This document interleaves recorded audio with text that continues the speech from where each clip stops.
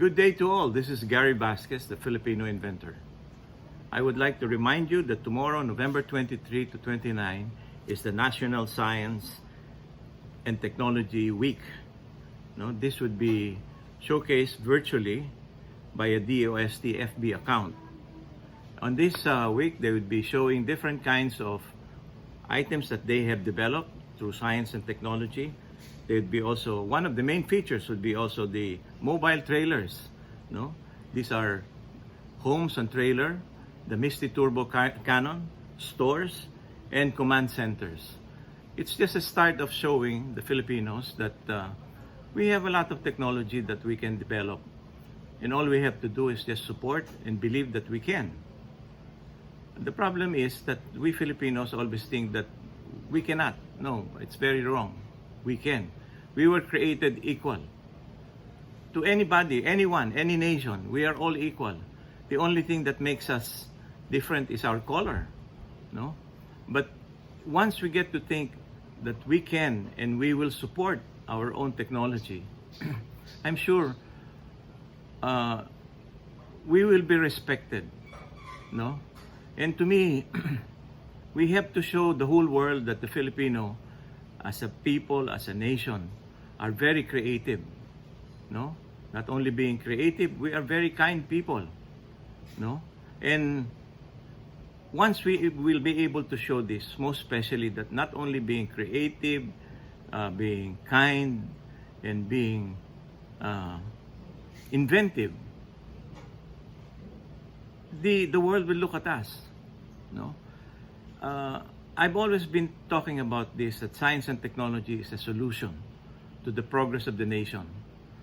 From the time that, I've been watching politics, from the time of Carlos P. Garcia, Macapagal, and all the other presidents up to now, I have not yet seen one president that really gave emphasis on science and technology. If you would look at all these nations, no? Japan, Germany, America, China, no? Israel, what is one factor that really made them succeed and had their identity? It's science and technology. No? These are the things that made them progressive, respected. And there is no difference between being American, being German, being Japanese, being Chinese, or being an Israeli, or what. Or so. We are all created equal under the eyes of God. We all have the same brains, eyes, nose. Maybe our nose is bigger, their nose are sharper, their color may be white, we may be brown, we may be yellow, but we are all the same, you know. We see from the same eyes, we talk from our mouth, we breathe through our nose. So there is no difference. The only thing is that we first have to believe in ourselves as Filipinos. And once would be able to invent or innovate. Invent is to create something out of nothing. Invent is going through a process, ending up with a product. No? Innovate is there is a product and you made it better. And with the addition that you did, made the product sell much more. No? And that thing is very good because sometimes, you know, when you're able to create or to invent, you do not see everything. God will not give you everything, but God will give you something, you know, a chance to make something much better. Something much better that will help make life better, you know, easier. And all of this is very good and very important, not for only us Filipinos, but for the whole world, for the human beings in the whole world. Now, all of this said, though you may be able to invent or innovate, you have to see to it that you are protected. How do you protect an invention or an innovation? Register it with the intellectual property right. Because if you do not register your intellectual your inventions or innovations with the intellectual property right, you have no right. You will be gobbled up by the big guys. And you cannot even argue with them because you have no document, a legal document that will prove that this thing that they are copying is yours, and they have to respect you. In this blog of mine, I will be also scheduling a very good interview with a very good lawyer. No, a lawyer of mine that we've been together for ages already. And he is one of the experts when it comes to intellectual property right. You know, in patent, there are several lines that you have to look at, you know. Inventions, innovations, trademark, and so forth, so on. This friend lawyer of mine will discuss this. How to protect yourself in anything that you do. No, the thing that is a product of the mind, and you bring it to reality, you have to protect it by registering it with the intellectual property right. And once it's registered with the intellectual property right, I tell you, no one can take it away from you. And it's also very important with other big companies. When you see that the item is patented, do not copy it. And if you like the product, you might even strike a deal with the inventor. Buy the invention, no? Or strike a partnership with them. Respect the man for his genius. And if you do not respect a man for his genius, you know, you may be able to copy, but you cannot progress with that product. Why? Because the heart and the soul of the invention or the innovation belongs to the man who created it. And to make it better, you cannot do that. Definitely, you cannot do that. I'm speaking from experience. And the only thing that can make it better is the inventor or the innovator. So, getting the inventor or the innovator as a partner of yours is very important. Because that product, you know, some people think that once you are able to copy, that's it. No, that's just the start of a new product. And that will keep on bearing new children, you know. It will keep on developing. And who can do that? You're only a copycat. You don't know what's the heart and soul of the invention, you know. And the heart and soul of an inventor, of the invention, is the inventor. Because he knows where it's going. But you as a copy guy, you only know what's the start. And all you will do is keep on trying to copy and to copy. So, would you like to be known in, you know, the circles of business that you're a copy man? You don't respect intellectual property right? No good. No matter how big you are, if you do not know how to respect intellectual property right, you know, it's an infringement. And in simple terms, infringement is being a thief. You're stealing something from a man that spent time, effort, blood, you know, happiness, loneliness to create a product. So, for us to progress, we all have to respect one another. We all have our own expertise. Expertise in marketing, expertise in manufacturing, expertise in advertising, expertise in inventions and innovations.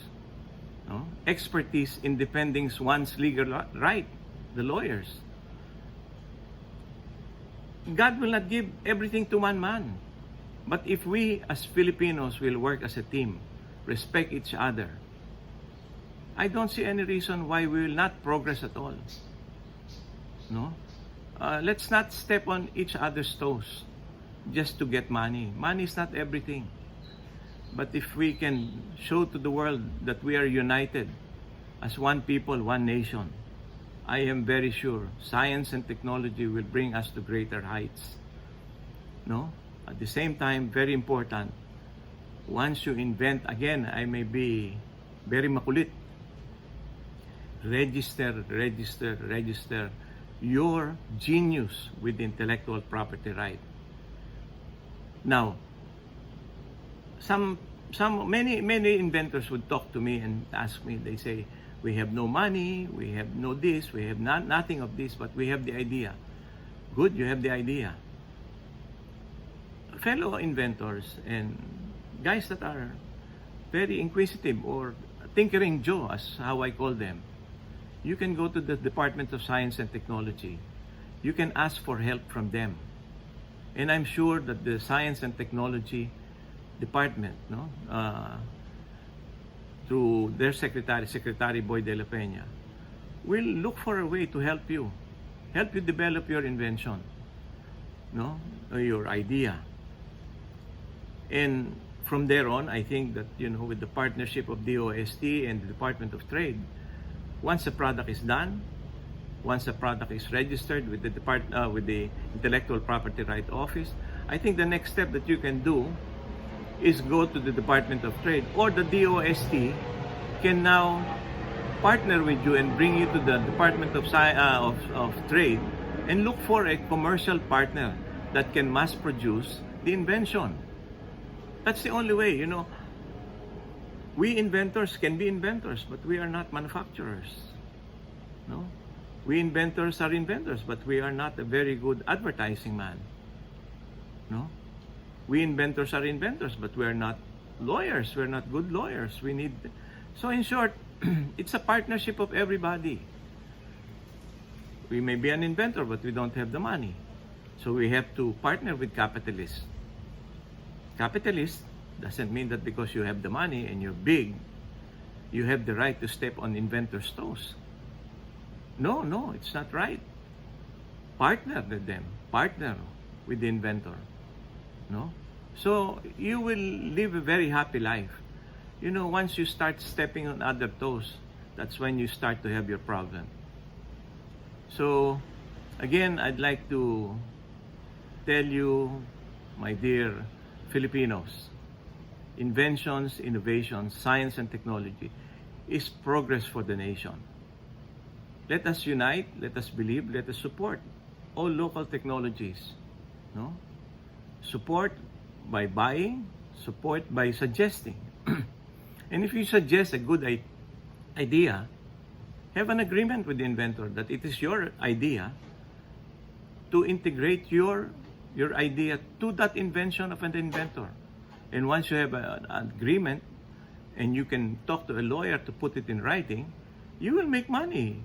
The inventor may have money, but he will make more money. You will make money with him, and he will share with you the added income because of the new idea that you brought in. No? Really, coming together will really enhance, the progress of the nation. To our government officials, put number one in your governance, science and technology. Science and technology will bring us to greater heights. And there is no problem in this world that cannot be solved through science and technology. We only have to believe that we can. And science will help us soar like an eagle to greater heights. Even this big problem of COVID, what are we waiting for?